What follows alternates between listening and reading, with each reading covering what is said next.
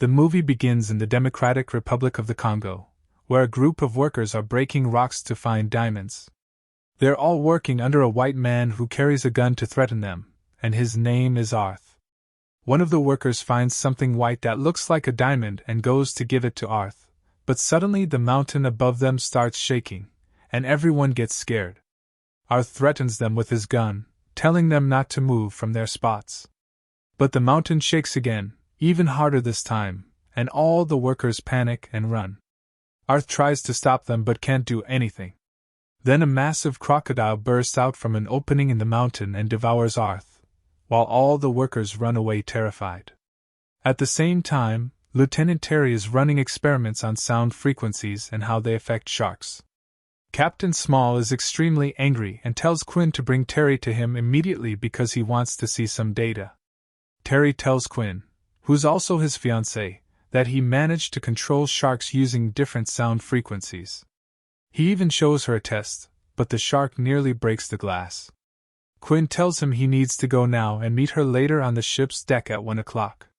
When Terry reaches Small, the captain demands an explanation for the strange waves appearing on the screen.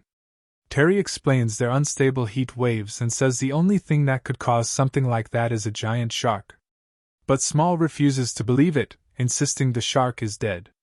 Terry replies, "With all due respect, we still haven't found the shark's body, which means it might not be dead. And the readings show that whatever this is, it's way bigger than normal." Small ends the conversation, telling Terry that his job on this ship is done. Terry leaves angry, and Quinn tries to calm him down, saying it's not worth all the stress and that the shark is definitely dead. But Terry insists something is different this time, something is wrong, and he plans to drop the frequency sensors into the ocean without Small knowing. Quinn sides with Small and tells him he's exaggerating, then reminds him of their meeting time. Terry rushes to pack his equipment, but the ship suddenly shakes violently.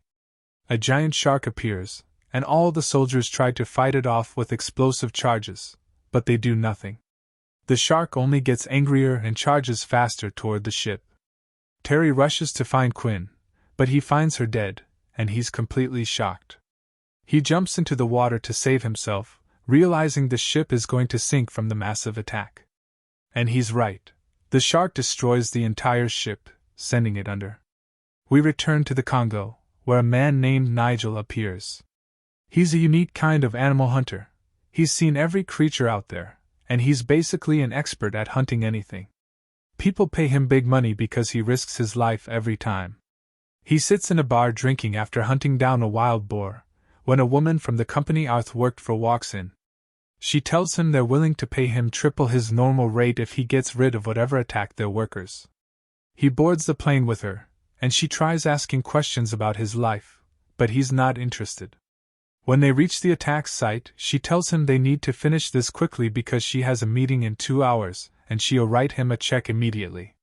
He tells her he won't risk his life unless they pay him $50,000, and he starts listing all the dangerous creatures he's fought: reptiles, birds with claws, all kinds of things, basically bragging so he can raise the price. He tells her he's fearless because of everything he's been through, and he's not even scared of the creature they're hunting. She asks him how he knows they're in the right place, and he tells her she's standing right on its trail. They walk toward the mountain opening and find what's left of Arth's body. The woman is terrified. She heads toward the lake and finds a massive creature emerging from the water, a giant crocodile that instantly devours her. Nigel tries to attack the crocodile, but he quickly hides inside a small opening in the mountain, making it impossible for the creature to reach him. After a moment, Nigel decides to come out and face the crocodile, but the beast swallows him whole. Suddenly, the crocodile collapses as if it fainted. Nigel crawls out of its mouth and calls his friend, telling him he has an animal he needs to see. Nigel steps outside and finds another enormous crocodile. They shoot it, tie it with ropes and several stakes, and load it onto a boat to transport it. Time passes, and the investigation resumes with Terry in Los Angeles, since he's the sole survivor of the ship, something unusual that demands an explanation. Terry says that everything might have been his fault, as the high-frequency signals could have attracted the giant shark to them, leading to the disaster. Suddenly, a special U.S. government agent named Haggins storms into the interrogation room and asks the investigator to leave. She tells Terry the investigation is closed, and he isn't being charged with anything. If he wants to go home, he's free to do so. But she offers him another option. If he wants revenge on that shark, he can join them. Terry agrees eagerly. Meanwhile, Nigel's friend and assistant examine the egg they found inside the crocodile after Nigel sedated it. The assistant walks outside and asks Nigel if he's sure the crocodile won't wake up. Nigel assures him it's asleep and that as long as they have the egg, they're safe. But suddenly, the boat is hit by a violent jolt. They see the giant shark circling them. The boat owner tries to shoot it, but Nigel tells him it's pointless. At that moment, the crocodile on the deck wakes up, and they quickly decide to throw it overboard before it destroys the boat.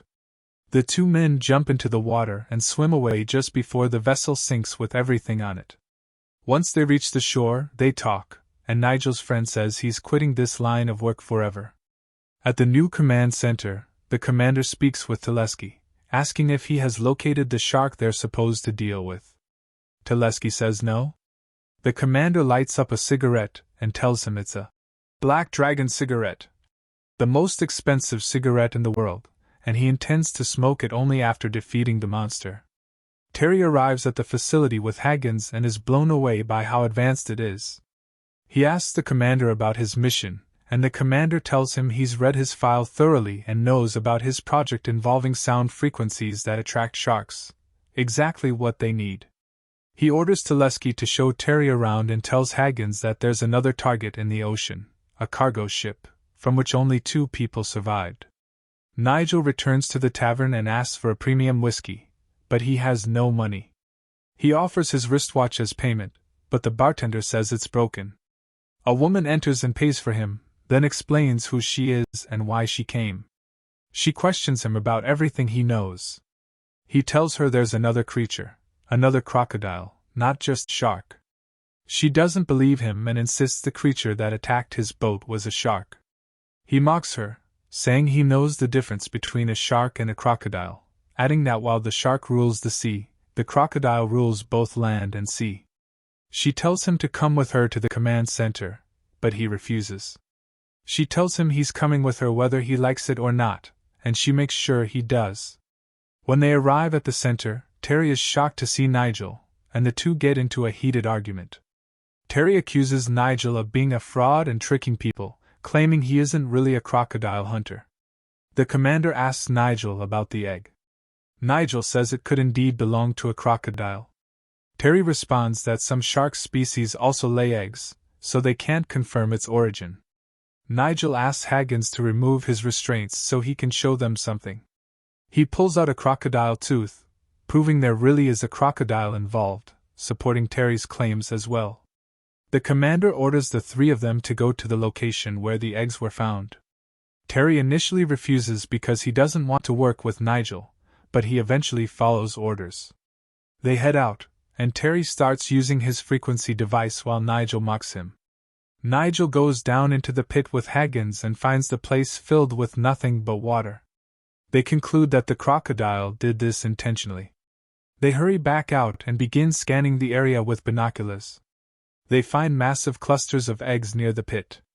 Suddenly, the crocodile appears, and they all start running.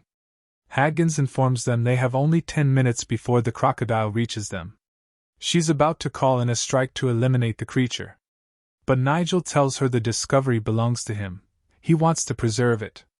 She tells him he misunderstood the situation. This crocodile is a national security threat and must be destroyed immediately, along with its eggs.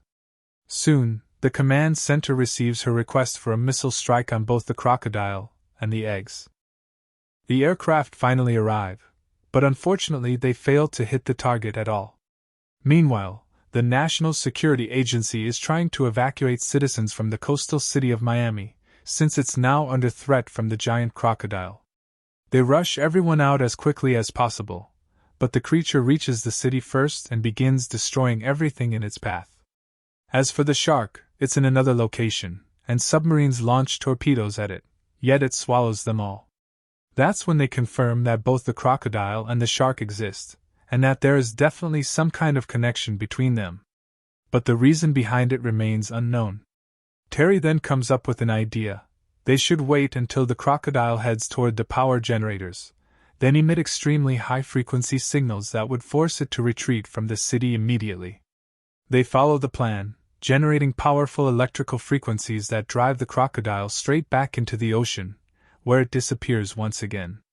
Meanwhile, the crocodile's egg is inside the American submarine, USA, and the researcher begins running tests on it. But she suddenly hears noises coming from the egg, as if it's about to crack open.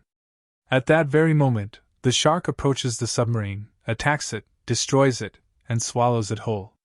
After that, the leadership begins preparing a plan to lure both the crocodile and the shark toward the Panama Canal, trap them in a single location, and then bomb the entire area with nuclear weapons. Even though they know the idea is extremely dangerous, and even though Terry opposes it, especially since it was Nigel's suggestion, the commander approves it and orders the plan to move forward.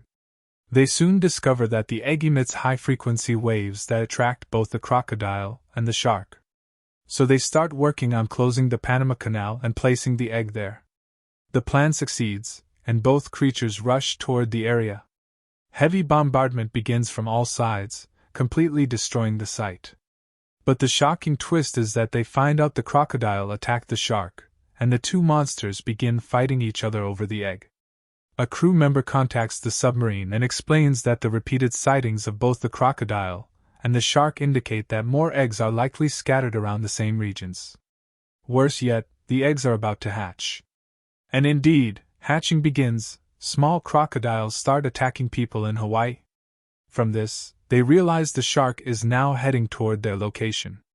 At this point, they decide to use nuclear weapons for real. A submarine carrying nuclear warheads heads toward the shark, but the shark notices it and charges.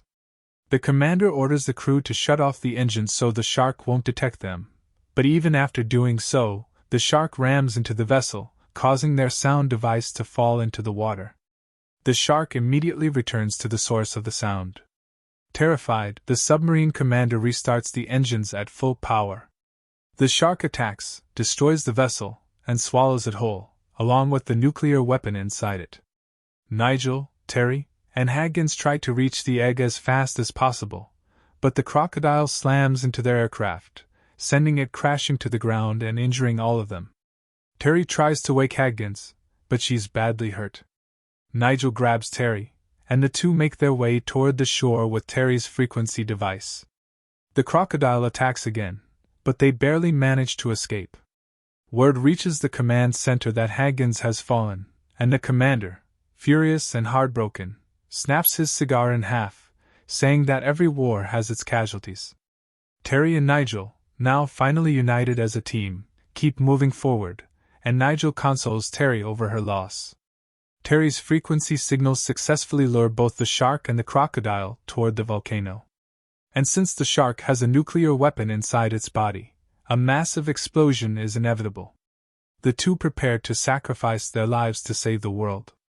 But suddenly, Haggins appears again, still alive, and arrives in a plane to rescue them just in time.